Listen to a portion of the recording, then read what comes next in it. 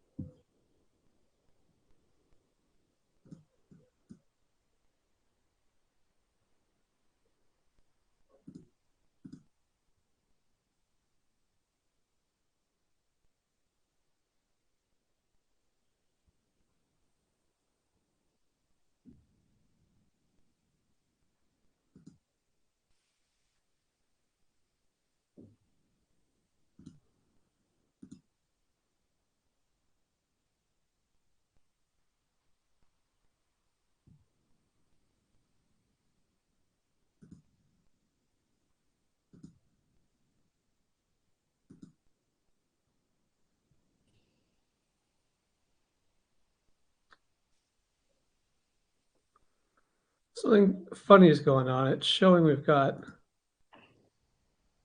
folks who are here, but they're not showing up in here.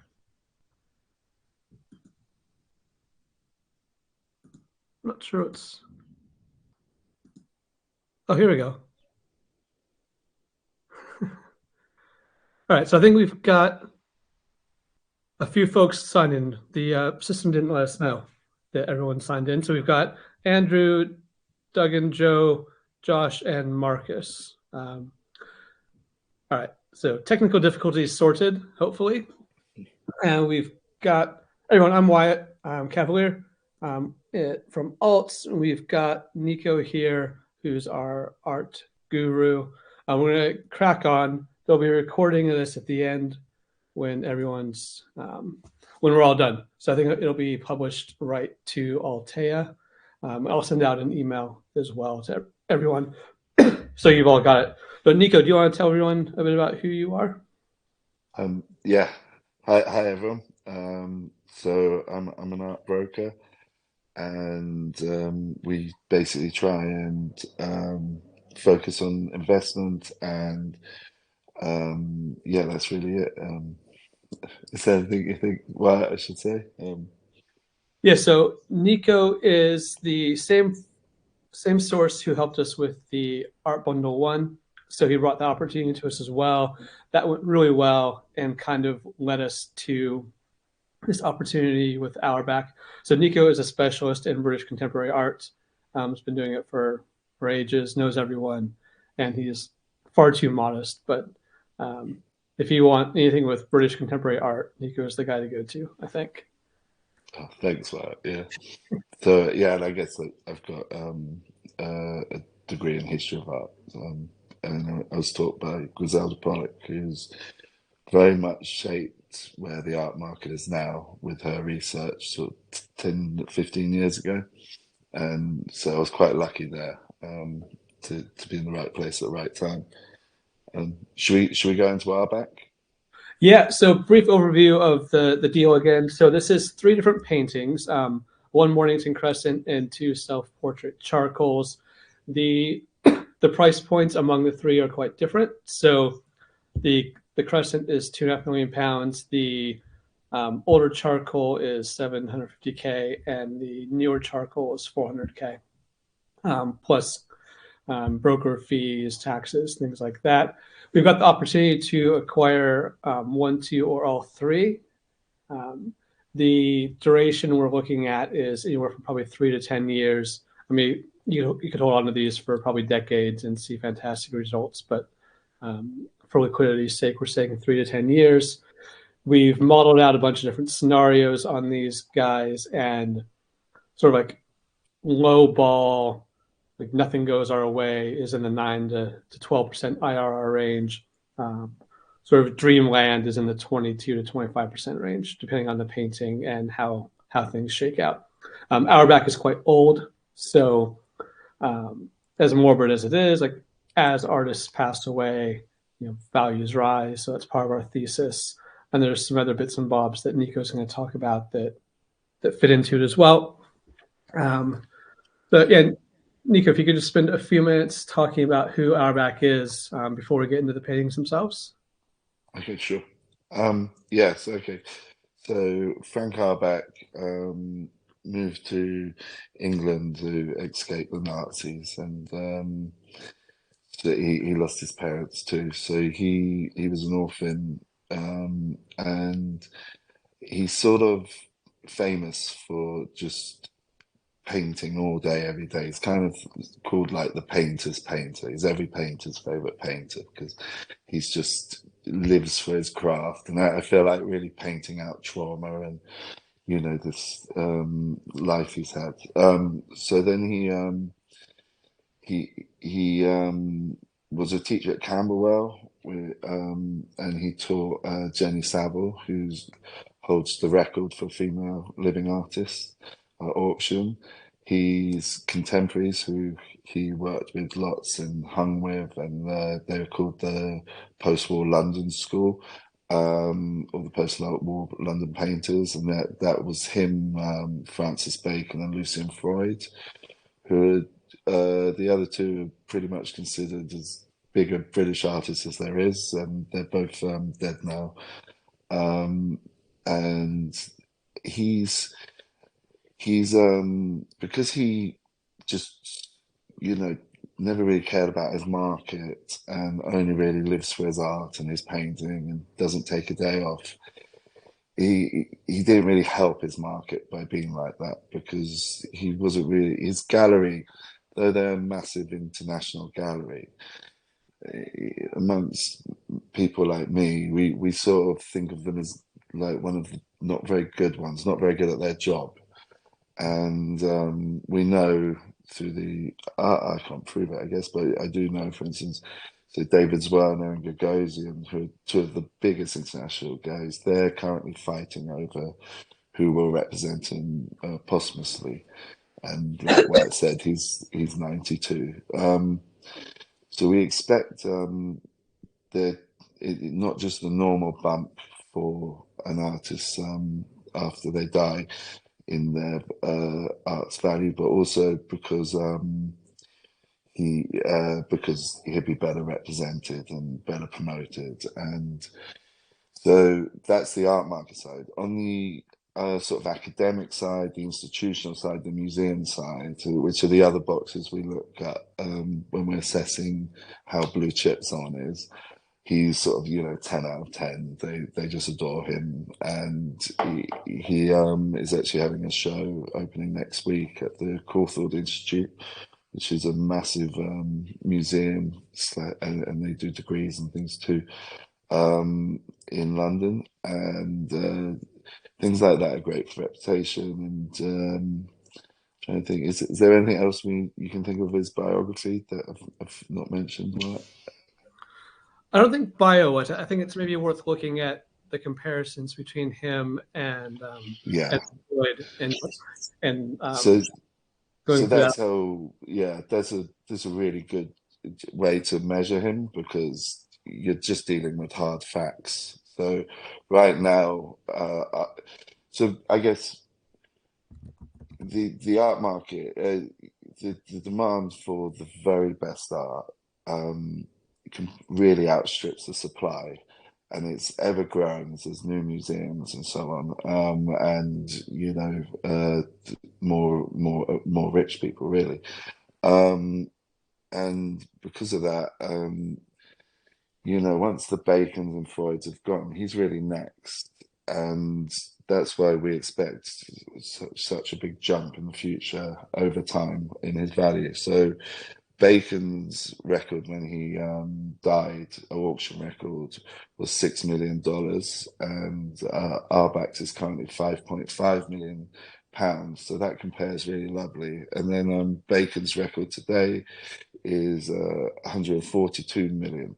So, that's why maybe our numbers are conservative. It's so hard to say. And then Freud's record, when he died in 2008, this record was set, was 33.6 million. And it's 2022, he had a sale for 86.3 million. So the fact that we're hoping to acquire this for 2.5 million, which seems like a very good price, and it's based on a number of things that particularly Auerbach's current record sale, as I said, is 5.65 million, but it's actually for a very similar piece, which is slightly smaller, but it has the same title, and I don't think it's as good to look at. So there's an argument now this piece is worth that, certainly, but you don't really know till you prove it. Um, so yeah, so that's why this is a really exciting investment, and I'm just very sure with the Mornington Crescent in particular, that's the one we're talking about. Sorry, um, with that piece in particular, it's very hard to envision how whoever gets that isn't going to make a huge amount of money off it. And when you sell it, you'll be selling it to basically a museum or for a lobby in a bank, or the very richest collectors. But it's actually going to be out of reach for most people in that sense, and that's why it's good going for something in highly integrity rather than something that's cool today, but something that's more everyone has such academic depth. Because when you're at that level, that's really what you want when people come round. There's not really a collector who wouldn't be impressed, if they saw that. Whereas maybe other things they think is a bit naff or something. Anyway, yeah, what do you think? Have I covered that? Yeah, I think so. How many? You probably don't know off the top of your head, but how many paintings by Auerbach are of the caliber of this Mornington Crescent that we're looking at? Um, I couldn't give you a definitive number on that off the top of my head, certainly.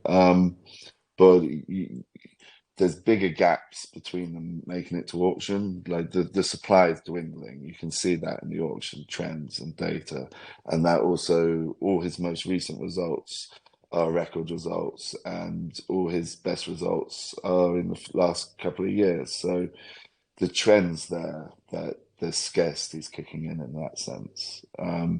And his method of working, he so what he does is he basically, because oil paint stays wet for weeks, he will scrape the canvas. He'd do the painting and then scrape the whole canvas off and then do it again and scrape it off and do it again, and he's doing that until exactly what he's seeing on the canvas is what is in his head, and how he's seeing it through his eyes, through how it feels to him. And he might not decide he's ready till he's got it right for a year or months and months. So that has also really limited the supply of his work. The fact that it just takes him so long to finish a piece. Yeah, is it does that answer your question? So Yeah, I think so. So Auerbach has a few different sort of like motifs. Right, he's got the Mornington Crescent mm, pieces. He has some other sort of London pieces. He's got three or four sort of people who he does charcoals of and portraits of a lot. And like he has a self portrait. It's like is that a pretty fair representation of what he's done? yeah, there's sort of so there's three or four of his most famous sitters that he's just repeated through his life, and then there's probably 10 overall that again they've all been repeated, but there's maybe less of the others. Self-portraits, there were only three. Let me just check the dates on those. Maybe I don't have it. Yeah, so there were only three he did between 58 and 65. And then he didn't do another one to 2014, which is one of the ones we've got here, the one that was in the Tate Britain. Um, so they're very rare compared to the other portraits he does, and kind of cool because of that. He also, yeah, so he paints portraits famously very impasto, which means thick paint, layered on layered, almost like it's going to come off the canvas. It's so thick. And then his landscapes are, like you said, of North London, particularly Mornington Crescent, and that's basically all within 5 minutes walk from his studio because he's just painting and working all the time. So if he's doing a landscape, it's you know, it's not far. That's his thing. And he sort of says, you know, and I'll take 3 more steps and I've got a totally different thing to paint. So I won't go far. So yeah, he's very famous for his London landscapes, his portrait, thick oil paintings, and now his charcoal portraits, because that is what the show is on currently at the Cawthorne, or opening next week at the Cawthorne Institute. That's now getting a new recognition. It's maybe the third thing he's going to be really well known for.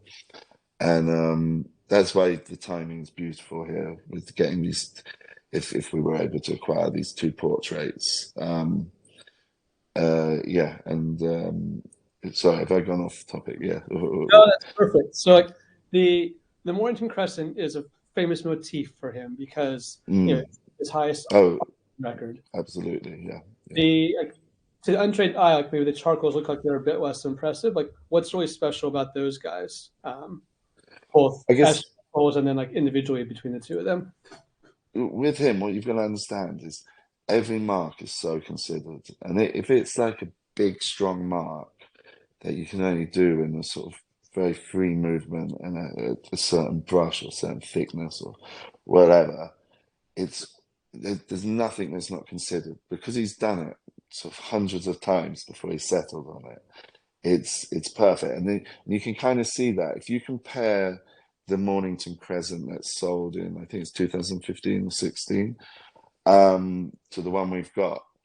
They because they were painted quite close together, they look very similar, and the marks are very similar, like for the tree and stuff. And yet our one has like a bin man in it filling the truck, and the two cars driving past, and which I think is actually my favorite bit of the painting. So I think it really adds to it. But yeah, so and it's the same with the portrait. So the, he's capturing it how it felt, and so that first portrait, the second portrait, the 2021, that was his first self portrait during COVID because he couldn't get sitters, so he started doing self portraits again.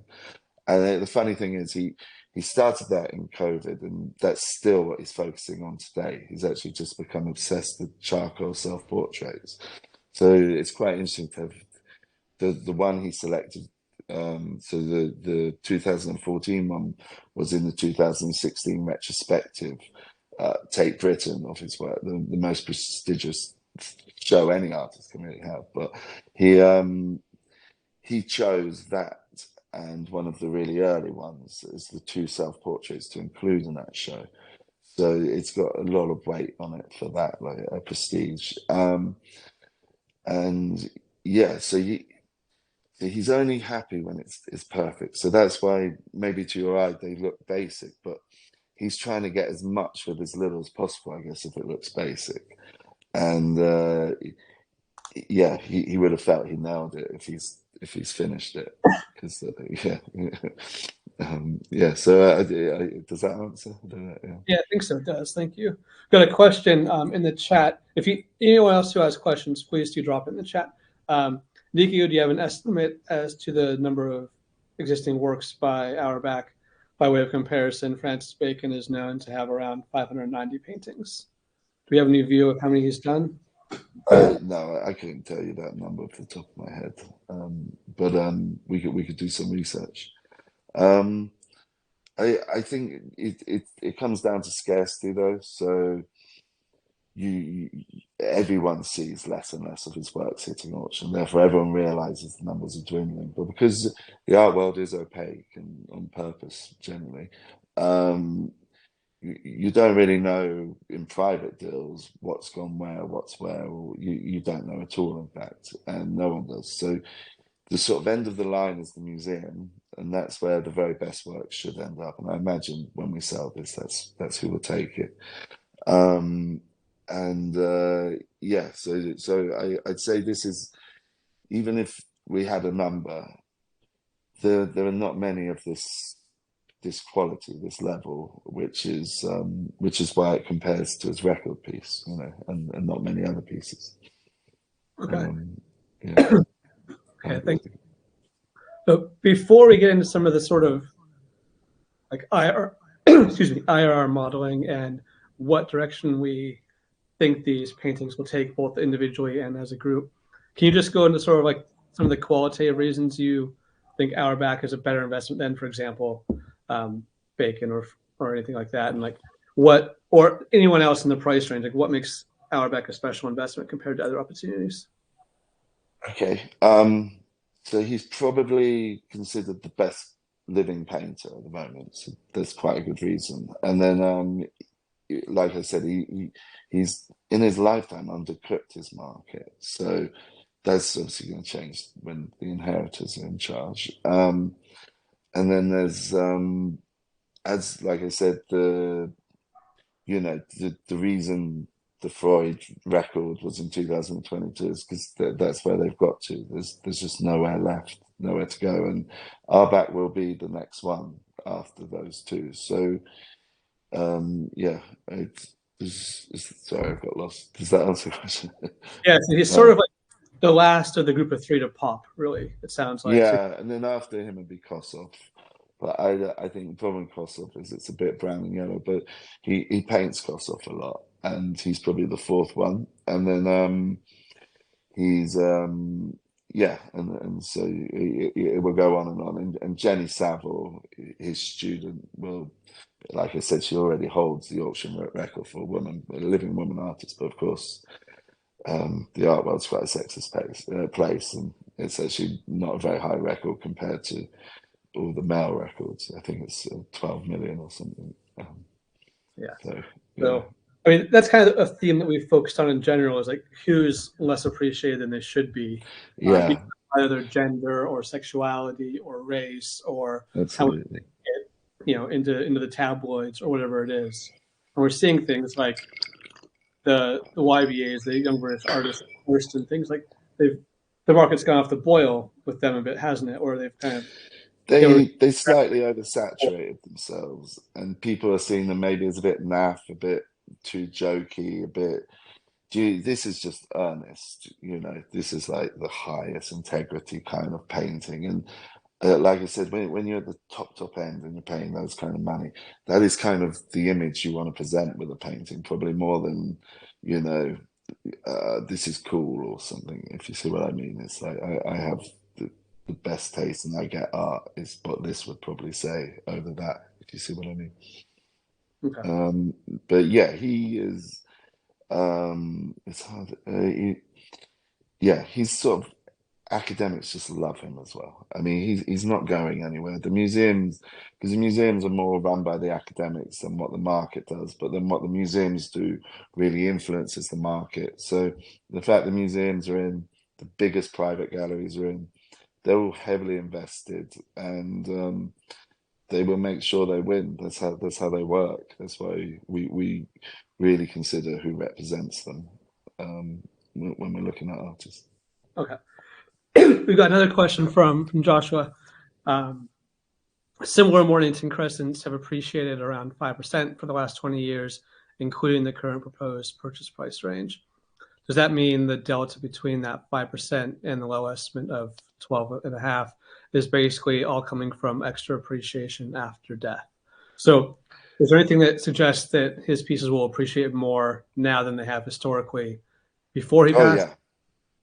yeah, yeah, because I think we're seeing that in the last sort of year or two that you know it's already happening. You're seeing his prices, him breaking his auction records, and so on. The numbers, you know, they're realistic, and they're sort of the best we could do. Me and Wyatt working together on that, but it's you know, it's not like how the art market really works when you've got a trophy piece. They work much more like that with things that are in an edition because you've got lots of data to work with and so on. But you know, when you're comparing how his auction results, say for Mornington Crescent pieces, have changed over the last 5 years, you've got two data points to work with. So and then the paintings are unique as well, and they're from different years and who was at auction that day. So we look at auction for trends more than really focusing in on numbers. And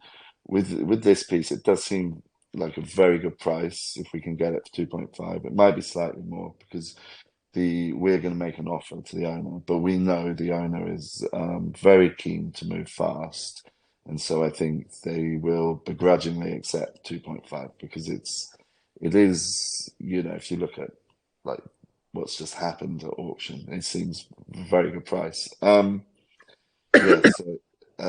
so yeah, I guess don't focus in too much on the exact numbers. And I guess when someone says that, you're going to definitely double check them and go look at them. There's nothing wrong with them, and certainly if you look at the auction data, it'd be how we say. But really, you're looking at how,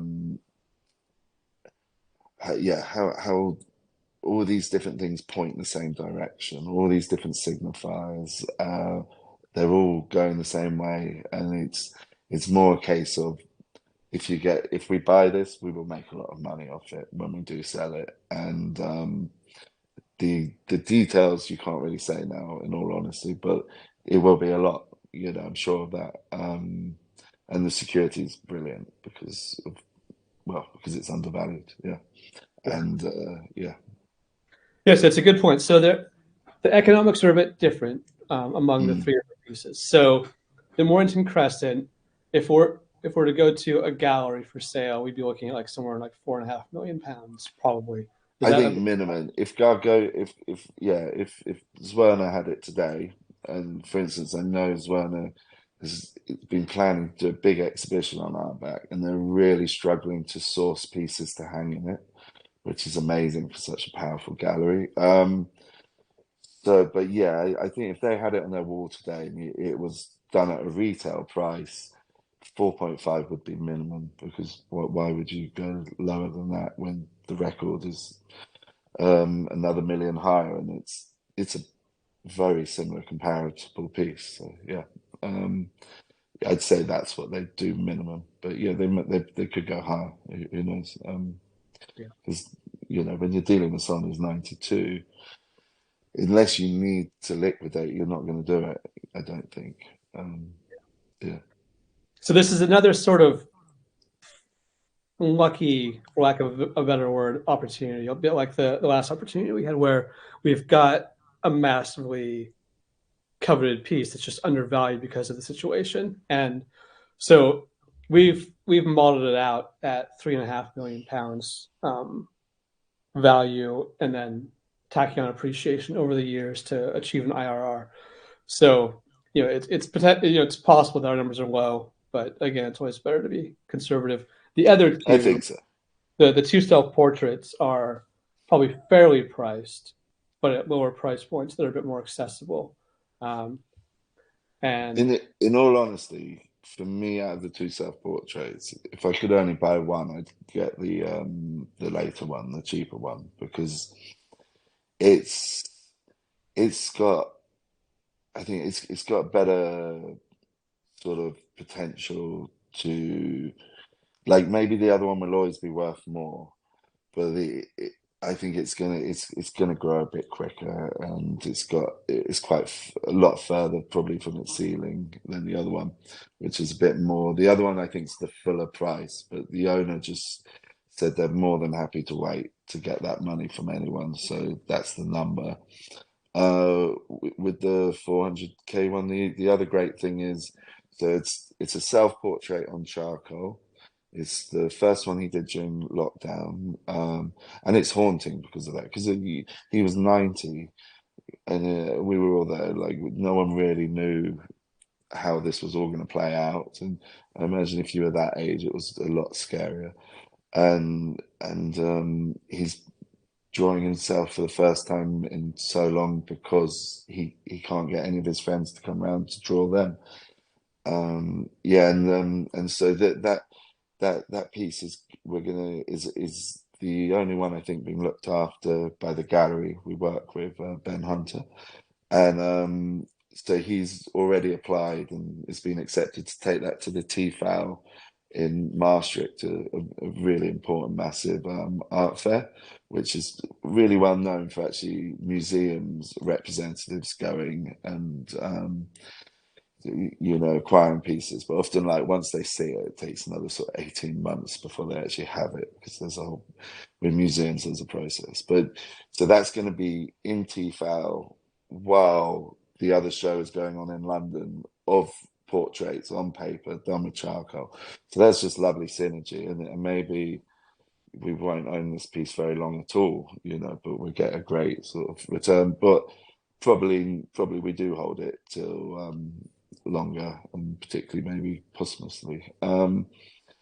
Yeah, so that's my favorite of the two charcoals for those reasons. But the other one is amazing, don't get me wrong. I mean, it was in the Tate for his retrospective. It's a best in kind in that sense. Yeah. But Yeah. we are paying a lot for it, I think. Not a wrong amount, just very much the Full most price. they could argue. Yeah, full price. Yeah. But it's a good segue to a question Marcus just had, which is the planned exit triggered by his passing, or are there potentially like earlier exit cases? So worrying about like So the guy lives I for 3 more years, I think, from Marcus. yeah, so I think with that, because once we own the piece, we can look after it, right? And you've seen that with the cocoon. Like we would take it to fairs, we would take them, we would do exhibitions with them, and so in the meantime, till we sell it, we're looking after it. And at any of those points, the right person might walk in and offer the right amount, and we'd be like, "That's a great return." So the gallery understands that anything we give to them, we have purely acquired it as an investment. No one here is planning to hang it on their wall at home, sort of thing. So they're aware that there's no point even entertaining an offer that isn't a great profit for the investment fund. Um, and yeah, we're all on the same page. We're going to work, make these things better. When we exit, I would have thought it's possible after he dies because that's obviously an open goal. But it might be the opportunity comes along before. A bit like with the cocoon the other day, where you did get off a good offer and you turned it down. But the plan there with the cocoon is to wait till she has the Tate shows next year, and retrospectives. But obviously, if something comes along in the meantime, yeah, you're going to take it. And that's Wyatt's decision as well. I can only advise him. Okay, is that good? Do you think? Got another question from Josh about the record-setting sale of the previous Mornington Crescent. He's asking how close is the comparison given the record-setting one was so much older? Yeah, okay, good question. So, yeah, I think there probably is a premium because of when it was painted. And that's kind of something I think will shift over time as well because it's got that's something the real connoisseurs and academics care about. But as someone like me who looks at, thousands of paintings a year, and you just develop an eye and you can see a painting pretty quickly, tell how good you feel it is. And for me, when I look at the two of them, this one's way better, way more interesting, and it's really a connoisseur who's gonna sort of enjoy the other one for sort of very nerdy reasons. So as he becomes so much more famous after he dies, particularly when he moves gallery, um, I wouldn't be surprised if this because you're now selling more to collectors who want something amazing, for their wall or their business. Um, Prefer this at that point. Yeah, I certainly do anyway. But I also don't think that premium is twice and a bit more what we're going to pay. So the premium is probably, you know, 500 to a million, I'd say. So I still think it represents very good value getting this piece. And anyone who's buying it, really, the only data they've got to work off is the other one. So it will be heavily considered. And I can't imagine them saying, well, I don't want to pay that because this one was older, especially when it's, some time has passed. Yeah. If I think that's it. Yeah. Yeah. Thanks, Nico. Any further questions from the audience here?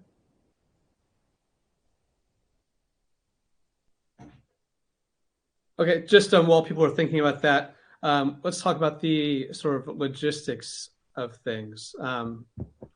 Insurance and storage. We had questions about that for our last opportunity. Do you want to just talk through how that's going to be handled? It'd be the same as always. It's professional, atmosphere controlled storage when it's not in the gallery, and when it's in the gallery, obviously they look after art very well, and the insurance will cover it in both places. And I mean, you pay the insurance, but it's not much, is it? It's hundreds of pounds rather than thousands a year, and you get a very good rate now because you're insuring so many pieces. But that's true, right? You think? Yeah, no, it's much less than I thought it would be for excellent Yeah, coverage. It's yeah. as Nico was saying, it's like hundreds of pounds a year for 6-figure pieces of art, which is crazy to me, given like what insurance and car insurance costs. But yeah, it's all fully covered, stored securely in climate controlled, humidity controlled vaults, basically, and yeah, fully. And you've been to the gallery now too, so you've seen it, and it's an amazing space. It's the original White Cube, but that was just one room in the gallery, and now they've got the whole building, and it's just very prestigious and address. Like it's on the same street as Fortland and Masons, if you know London. And yeah, it's as good a place as you could take someone to go do a viewing, and that does help. Yeah. Yeah, for sure. Another question about current plan to offer. Is the current plan to offer the three works as a bundle or separately? So I guess there's no discount, there's no like saving by buying all three or buying one. Whereas with the Cocoon deal, it was a proper trade bundle where you either pay retail on individual pieces or you buy the whole thing for a third less. That's not the case here because I think they're all owned by different people, and they all have different requirements. Yeah, But we they're all brilliant in their own right, and they should all be brilliant investments, really, in their own right. So we would love to get all three. If we can't raise enough to get all three, then the priority would be Mornington Crescent. And if we can't raise enough to get that, like I said, I'd probably try and convince you to go for the cheaper of the two charcoals, as far as making an investment over under 10 years goes. I think that's probably going to be the better way forward. Yeah. yeah, yeah, for sure. So that's kind of like the supply side, and from our point of view, it's very much down to how much interest we've got. So Yeah. had a big chunk of interest around this. We're not yet at the threshold we would need to acquire the bundle. So we're going to need to see where we come out on this, and based on that, um, go back to investors and say, hey, this is what we've got. This is the plan. Are you still happy with what you wanted to commit? If so, then move forward. And if not, then not. But I think the Mornington Crescent is a slam dunk. The the newer charcoal is still very, very good. And if we can get all three together, then that's a fantastic opportunity. Yeah, I agree. I fully agree. Yeah. Cool. That's the order. Um, any further questions? Just while we're waiting here, so it's evening for me. So tomorrow morning, my time, I'll fire off this recording to everyone, make sure everyone's got it. I'll follow up in the same note, just confirming what sort of interest level everyone's got and check sizes. and based on that, put together a fairly final draft plan for which direction we're going to head in. Hopefully, moving ahead next week, given everyone responds and all the rest of it. So that's kind of the plan. Last chance for any questions. Um, just want to say, Nico, I'm really excited about this one. Like it's remarkable how these opportunities like keep sort of falling Right. into lap. There. I don't know if I have this Mornington Crescent opportunity again in a while. Something that brilliant. But yeah, I mean, this is what we do really. We provide access to things. You know, like if you knew the gallery and you walked in on the street, they wouldn't even tell you they know what you're talking about. It's very much they approach you to sell something for them and want it kept to as few people as possible, really, because if it got to an unscrupulous dealer, they might start offering something they don't have, and then the ripples go out, and it can cause all kinds of mayhem that art dealers hate. So, yeah, this is sort of the perfect way to do things, where it's all business to business, and there's no auction records for anyone else to work with. No, whoever buys this from us will have no idea what we paid for it. So, you know, they'll be reaching around in the dark and not us in that sense. So very exciting. Exactly. All right, cool. Looks like that's it for questions. So yeah, thanks, Nico. Thank you to everyone who came. Yeah, I'll be firing out a note tomorrow, so please keep an eye out for that. That's it. Okay. Thanks, Okay, guys. thanks so much, Wyatt. Thanks, everyone.